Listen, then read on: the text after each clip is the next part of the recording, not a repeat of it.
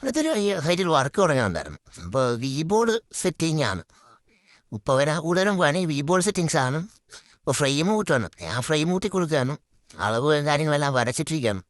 കീബോർഡിൻ്റെ പുറത്ത് തന്നെ ഇട്ടിട്ട് ഫ്രെയിം കൂട്ടുകയാണ്. ഫ്രെയിം കൂട്ടിട്ട് അതിനകത്ത് കീബോർഡ് സ്ക്രൂ ചെയ്ത് കൊടുക്കാനുള്ള പ്ലാനാണ്. ഇത് ഇങ്ങനെ സെറ്റ് ചെയ്യാനാണ് സൈഡ്. അത്ര ഏരിയ അവൾ കവർ ചെയ്ത് കിട്ടണം. ഇവിടെ ഒരു പുതിയ ജിമ്മ് തുടങ്ങാനാണ്.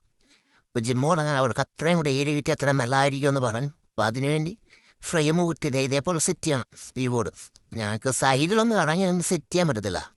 അപ്ലോ സൈഡിൽ നമുക്ക് ഇറങ്ങാനുള്ള സ്ഥലമില്ല. അതുകൊണ്ട് ഇങ്ങനെ ഫ്രെയിം കൂട്ടിയിട്ട് അതിൻ്റെ അകത്ത് കീബോർഡ് വെച്ച് സ്ക്രൂ ചെയ്യുക.